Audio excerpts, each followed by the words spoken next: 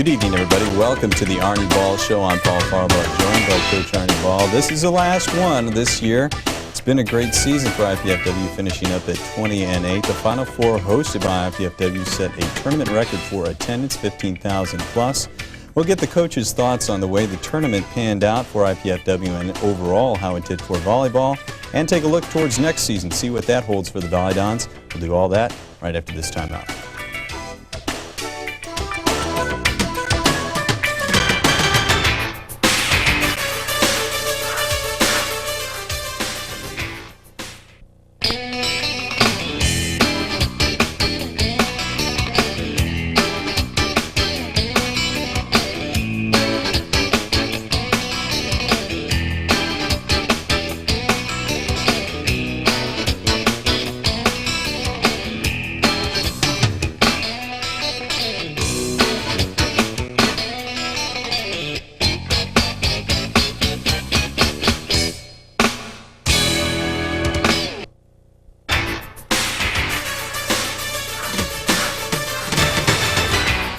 Welcome back to the Coach Ball Show. Coach is fresh off the golf course this week. He's had some time off to contemplate and look back at this week, this past weekend. It was quite an event for the people here in Fort Wayne. The most well-attended Final Four in the history, 25-year history of volleyball championships.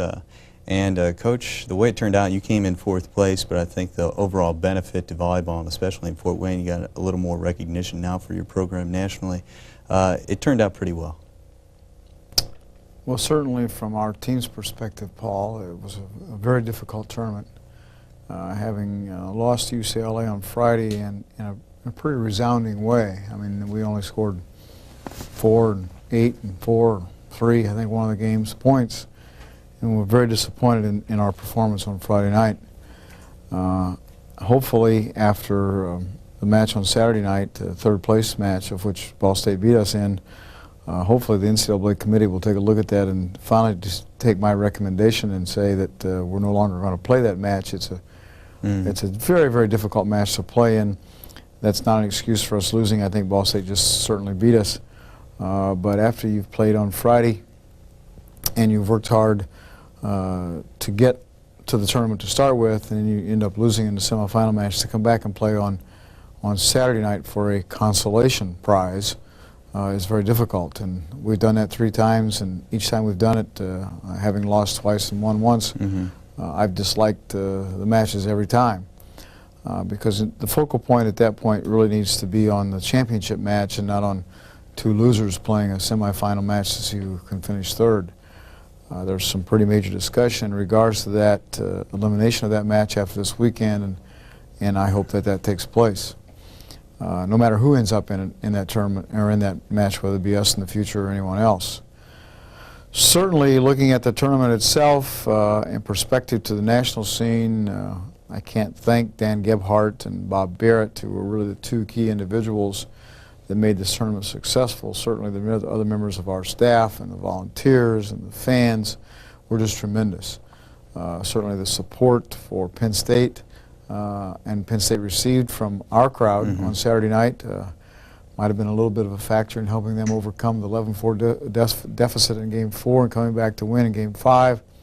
But the fact that we set an attendance record of 15,000 plus, as you alluded to, I believe broke the record over 2,000 and some, and that'll be difficult for someone else to compete with. But one of the things that I think is happening because of our success here is that there are other organizations out there looking to host NCAA events.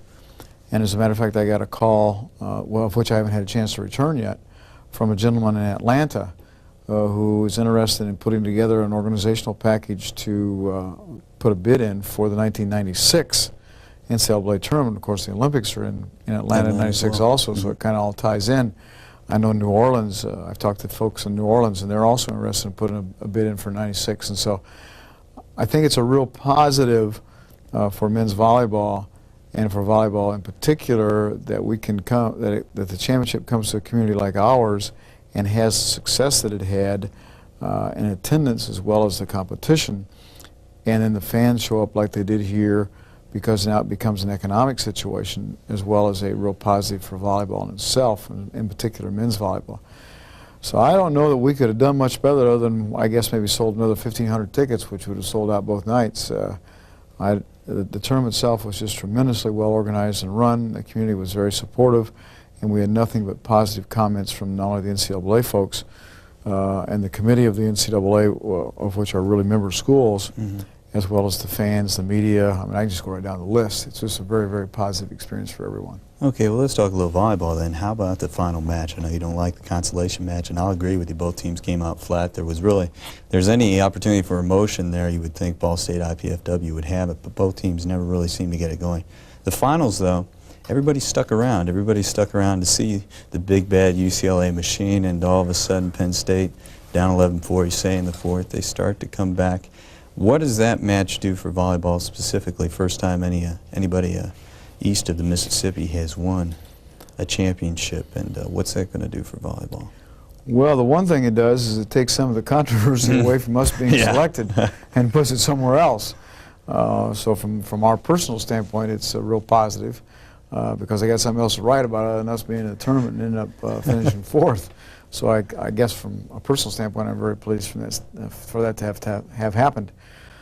Certainly for volleyball in general, both male and female, I think it's a real positive because in the history of not only our tournament but the women's tournament, the University of Texas, I believe, 4 or 5 years ago, won the women's tournament. And of course, this is the first time anybody outside of the West has won the men's tournament. So those are the only 2 occasions that somebody outside of the West Coast has won our national tournament.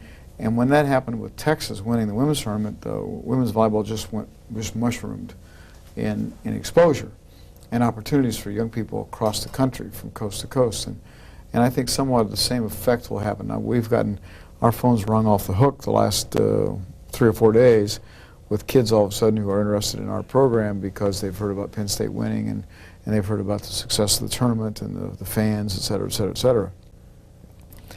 I also think it jeopardizes us a little bit in the fact that the West Coast teams may be looking at not playing us quite as much as what they've been willing to do in the past. Now, I hope that's not true. We just have to wait and see how all that shakes out.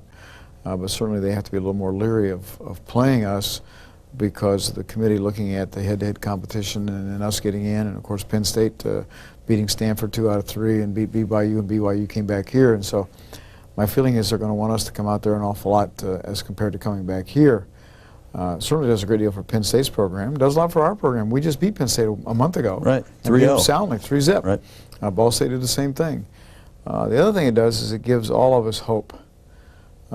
And we all have given lip service. I know I have for the last 13 years that I've been here, and certainly the last 3 or 4 years, about how our goal is to win the NCAA tournament. We've never done it. Well, here's somebody who has. And against arguably one of the best teams ever to play NCAA men's college volleyball. I mean, I just have seen them play 3 times and think that they were the best team that I had seen. And here comes along Penn State, who was really getting beat fairly badly. Because if you recall, they ended up losing game 3, 11-4 or 15-4. 15-4, 15-3. Yeah, and they're down in game 4, 11-4. I mean, half the crowd had headed to the exits. I know some friends were saying next to us had got up to walk out, and they stood up on the rail behind where we were sitting, and Penn State scores 5, and then they score 6, and next thing you know, it's 9. They came back and sat down and watched the rest of it. So I know they're thankful they stayed. But it really will help volleyball across the country in giving some other folks some recognition that I think we all rightfully deserve, instead of all the recognition being on the West Coast. You know, volleyball is a fairly small community as compared to basketball and the men's volleyball, particularly the schools that offer it. And all of the media, all of the written materials about volleyball, all are published in California. So they're the ones that get all of the exposure. We get very little back here. Well, they're not going to be able to ignore us, at least temporarily, and certainly not Penn State, and I think that'll be real positive for the men's game, and certainly for the young guys that are looking for chances to go play. Okay, a couple of points you let me lead off and jump into here. You talk about Penn State. They're going to lose 3 seniors next year. where does this put IPFW down the line when you say you might have to go out and play the California teams in California? Is there money to do that, or are you really dependent on when you host a tournament, you bring the California teams in here and you say, look, you can play Ball State and Penn State will bring in the best teams. You can go, no, you don't have to go any farther than Fort Wayne. Or is it going to take more of a concerted effort now to go out and play those teams? Because I'm sure Stanford is not going to be too eager to come back here and play IPFW or Penn State. Their showing this year was a 1-3 against Penn State and yourself. So what is it going to take for IPFW to play these teams from California? Is it going to change? Do you feel that? Well, I hope it doesn't, but I think that certainly the potential for that to take place is there. In our situation, you know, we are very fortunate to have corporate support here that allows us to bring UCLA and Stanford, Long Beach, USC, you know, the teams that we brought in here. I don't know whether, and so financially we've been able to support those endeavors. I don't see a reason why we won't continue to have the financial resources. Whether I can get them to say yes or not, it's another story. I just don't know. Certainly the resources for us to go out there, I mean, we've been doing it for the last 5, 6, 7 years, so we do have the resources to go there. I would believe that they would play us on their own on turf. But we believe that it needs to be a mutual agreement. I'm not going to continue to go to the West Coast just to get a chance to play those teams on their home turf. If they'll come here and play us, then we'll go there and play them. Same sort of scenario with Penn State. Penn State needs to come here, we'll go there. But I'm not going to go to Penn State and play all the time, and I'm not going to go to UCLA and play all the time. It has to go back and forth, and if it doesn't happen that way, I'm not sure who will play. You know, we've had a lot of interest in the Canadian schools. They would, they want to play us, and certainly that's not as good for us as playing the teams out west, especially here at home, the teams out east, especially here at home. But we are not going to go on the road for 90% of the year and jeopardize our students, our players, an opportunity to be successful here at home and play in front of crowds. The final statistics haven't come out yet for the attendance for the year. But I got to believe that we will probably be #1 in the country in average attendance, and certainly I know have the largest crowds, the one with UCLA and certainly some other ones, the one with Ball State and so on and so forth, and then with the showing that we had in the NCAA tournament, we are not going to jeopardize our kids' opportunities to play at home just because we feel we need to play those other schools. If indeed it's a trade-off, then we have the resources to do it. If it's not a trade-off, then I'm going to have to look for other teams to play. Okay, quickly here, Coach, before we take a break, when are the schedules made up? How far in advance do you schedule other teams? Unfortunately, in men's volleyball, they're only made up a year in advance. We don't have our schedule done for next year. Unlike basketball, where you can schedule 4 or 5 years in advance, we're not able to do that. And the reason we're not able to do that is because all of our programs, including my own, are all juggled for gym time around basketball. And so everybody has to look at basketball and then decide when their facilities are available to play.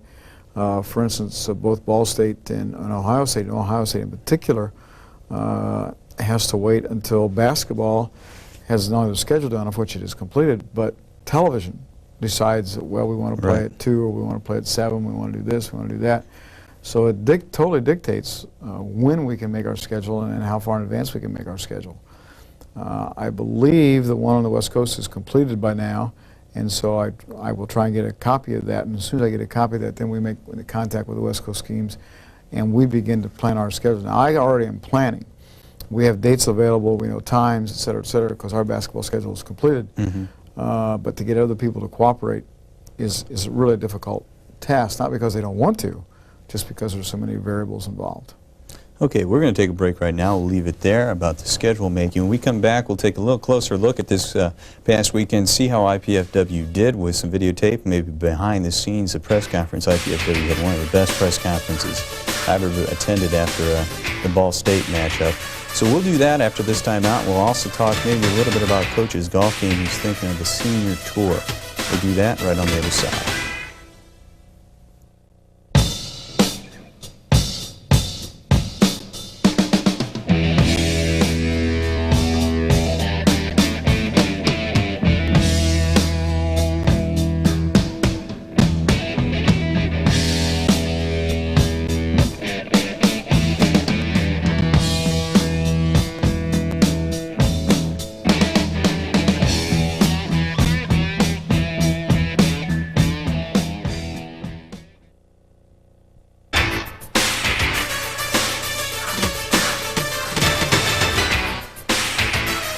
Welcome back to the Arnie Ball Show. And Coach, we're going to step back and look back at the play against UCLA. Really the consolation match. You've already let your feelings be known on that, it's something that might not be around in the next couple of years. But UCLA, you put a lot of effort into playing them, scouted them, played them twice, and then you weren't at full strength that the first game. You had Scott Lauer setting for you.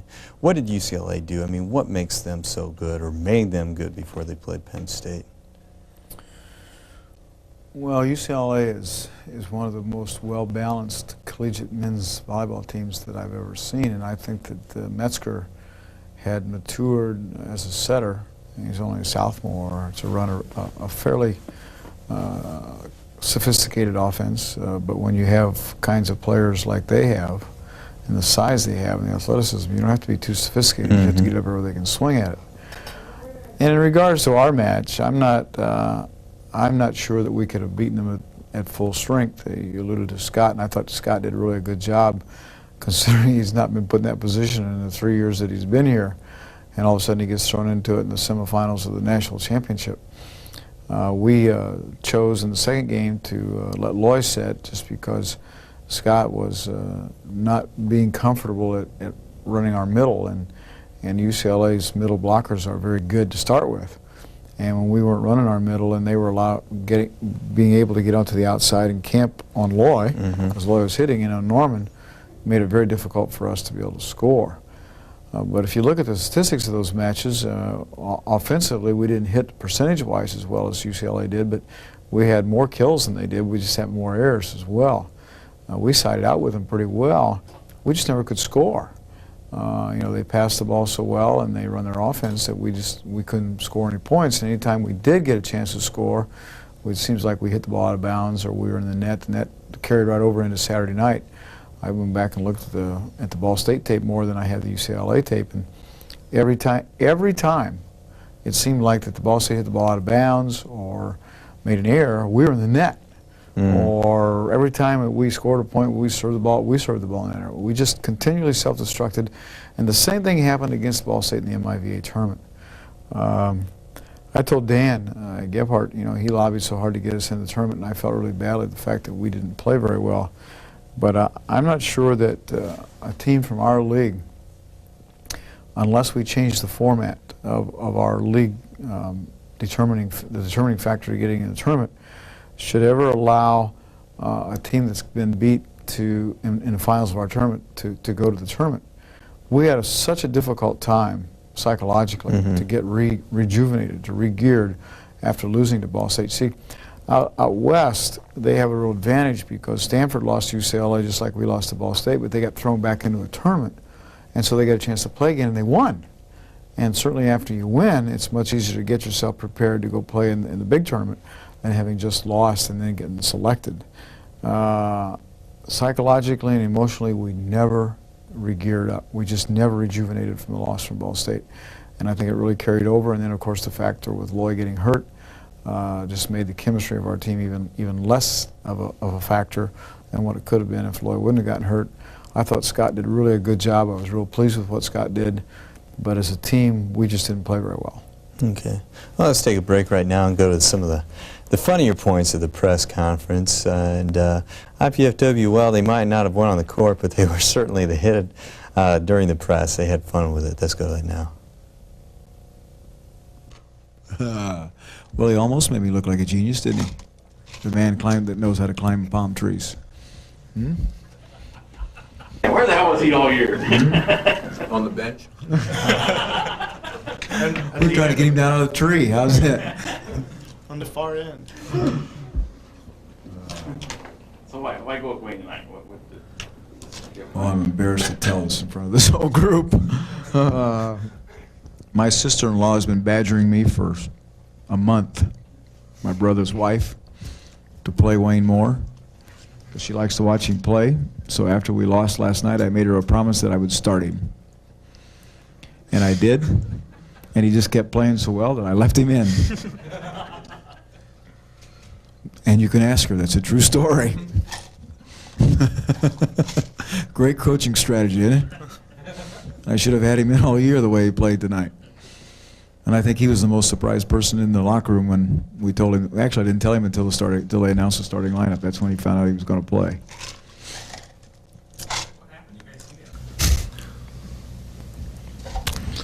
Loy and Norman have meant a great deal of loss of my hair, personally. Okay. We have been to 3 men's final championships in the 4 years that these 2 guys have been here. So the extra step that you and I have talked about before 1991 is a direct reflection of the abilities of these 2 guys. Now the challenge to the rest of the groups and the new recruits is to continue this level and hopefully someday be able to play at the same kind of level that UCLA played at last night, because that's the only thing that's left for us. Certainly we could have not ever have accomplished what we've accomplished as a team, as a community in regards to volleyball, and having the crowds we're having here last night and tonight without the efforts of these 2 guys. And Lloyd certainly is very deserving of an opportunity to get with the USA national team, and Norman's going back home Monday and start on one of the teams in the Superior League in Puerto Rico, which is a professional league, and I think he'll have a very good career. He's interested in going overseas, and I think he'll get an opportunity to do that. I mean, it's not very often you get 2 players in the same year that are going to have great opportunities on national teams or professionally. So Norman and Loy have meant everything to our program in the last 4 years. So, Coach, I guess when things are going poorly, you listen to just about everybody. I know you didn't take anybody else's advice from the press or anything like that. They're probably lower than the sister-in-law there, huh? Well, when you ran into a little bit of a streak of bad luck, like we did, you know, at the MIVA finals, and then getting beat by UCLA, everybody wants to tell you what you should and shouldn't have done. I mean, I understand after our experience with Wayne on Saturday night that there were about 8,000 people in the stands going, "Who in the hell's coaching this team, and where has this guy been all year?" You know, so my sister-in-law is going to get paid part of my salary next year because she made such a good call on us putting Wayne into the game on Friday night. Heck yeah, we listen to anybody and everybody. So that means, fans, you can send your letters in. Don't call me at home, call me at the office. That's okay. We'll take all kinds of advice. Don't expect a pen pal, however, because I don't pen pal with anybody. But it was one of those things that that I really kind of made light of at the press conference. But it was a discussion that we had had, and it was a discussion that we had had on the coaching staff as well, knowing that indeed Wayne's athleticism offensively would be very good, because we've been playing there in practice. Mm-hmm. What people need to look at, however, is to look at the tape real closely and understand that I think Wayne accidentally blocked 1 ball and didn't dig any, and served a few balls in the net. So I mean, we have a lot of things that Wayne needs to work on from the other side of the coin, other than just the offensive side. But he's pretty hard to miss. He's a big fella, and everybody likes Wayne because he's got that great big smile, and you can see him coming 100 miles away. And certainly it was neat for him to get a chance to come into the game and play well like he did offensively in particular. Okay, that begs the question then, what's next year's team going to be like? You lose Norman, Loy, and Steve Simonson, and off the bench as well. What are you looking at next year? And don't knock me off my chair here. give me something straightforward here. Well, after a real special consultation with the athletic director, we've decided to cancel the program. No, you haven't. So we're not going to have a team next year. Yeah, right. I've allowed everybody. I've already granted everybody, Papa and Craig and everybody, I've already granted them transfer rights so they can transfer to Ball State or George Mason or wherever they want to go. What about Quincy? And I'm going to play golf next year. Oh, you're going to the senior tour. I'm going to play golf next year, and to heck with it. That's what's going to happen with our team next year. Okay, is this sort of a sabbatical then, and are you looking for a caddy as well, and how much would you pay? Is it going to be the senior tour, or are you going to try out for the Nike tour? Well, I've got 6 months to go until I can qualify for the senior tour. Mm-hmm. So I will practice all fall and then try and get my card next winter. Okay. That also, I mean, that begs the question as well. I mean, are you just going to try and live out of a motorhome, or are you going to select your tournaments that you play in?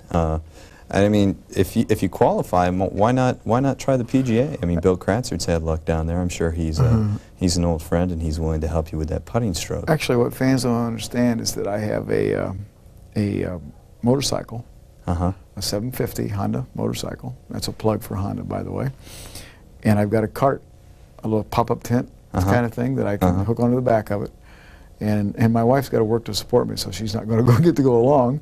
And it's just going to be me and my motorcycle, my golf clubs, and my sleeping bag, and I'm just going to travel around down south during the winter and work on my golf game. Okay. So if for some reason the golf does not work out, would you ever consider coming back to IPFW to coach? I'm sure that it won't take very long for me to figure out that my golf will not support my ambitions, and therefore we'll probably have some kind of a, hopefully the AD will allow me to come back and coach the team. And if he does, then we'll look forward to the senior leadership of Pepa and Craig, and of course Scott Lauer also. So those will be the three seniors that we'll have next year. Mike Tremolian, certainly, who has made tremendous strides. We expect good things from him. We already talked about Wayne, and so offensively he's going to be very good. We just have to make him defensively much stronger. Certainly we have Ricky and Brad both back at the passing spot, so we have a nucleus of a fairly strong team already without bringing anybody in. And because we have two passers, we have two middles or three middles, depending on what we do with Wayne. An opposite in Craig, but Wayne could also play opposite, and Scott at center. So we have a real nice nucleus of folks back.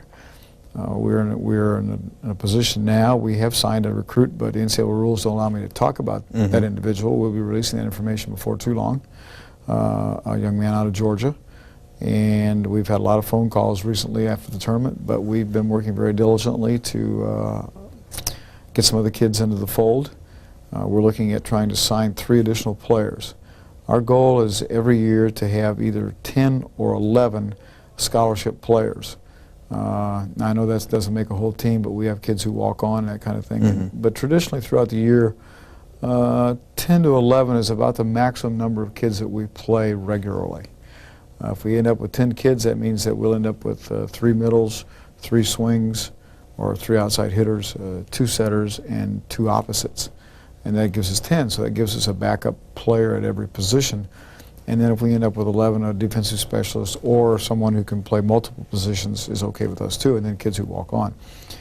I'm not really into the philosophy, and I've cut that down some, even than what we had last year and the year before. We're limited somewhat in dollars that we can allocate, and we need to try and get as quality of players as we can get. So we've really cut the numbers down, thinking that we can't be like Ball State, we can't be like Penn State and have all these kids come in here in red shirt because I can't afford it. So we got to try and find quality kids who can come in and contribute right away. But we have a real strong nucleus coming back, and we're in a nice cycle right now with Steve and Norman and Lloyd leaving. That's 3. Next year we'll have 3. The following year I think we have 2 or 3. So and that's the cycle we like to stay in, is having 2 or 3 kids graduate every year, so it's not a complete overhaul every year. There's some good kids out there right now. We're talking to a multiple number of players, and I think that we have a real good chance at signing some real quality kids. All right, well, that's going to wrap up the show here. Don't be surprised if you see Coach Ball back in prowling the sidelines for IPFW next year. I haven't seen his golf game up close, but I heard it's adequate, but not yet quite tour level. So he might not make the tour next year, a couple years down the road. Is it more maddening to play golf or coach volleyball? With the kind of year we had this year, it was coaching volleyball, because at least I control my golf game. You know, I can't necessarily control my destiny with these 20, 21, 22-year-old, 18-year-old kids. So this year I lost more hair coaching than I did playing golf, but hopefully that'll change. All right, Coach. Thanks a lot for this year. It's been a fun one, up and down. We enjoyed that 14-game winning streak. It didn't end the way you wanted it to end here with the national championship, but what a great show it was for volleyball and the people in Fort Wayne as well. That's going to do it. Next week, if you want a program about the highlight wrap-up, call in and call Greg Schmitz here at Channel 6. See if we can get that together. I want to take time to thank Coach Ball. He's been very forthright during these Arnie Ball shows, and my producer Greg Schmitz and camera person Jim Everall as well. I'm Paul Farbaugh. We're going to get out of here. Play a little golf perhaps and see if his game is really up to par or not. Thanks a lot for joining us. We'll see you next season.